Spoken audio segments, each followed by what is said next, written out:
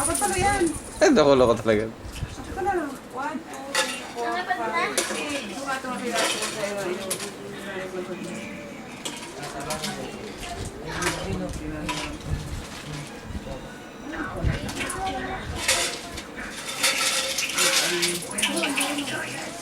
Nako, pupulutin yung dalawa yan. Hindi na kami mga presyo rito. Super.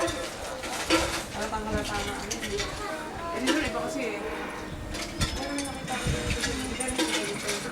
Para sa ano yan, sila kasi eh.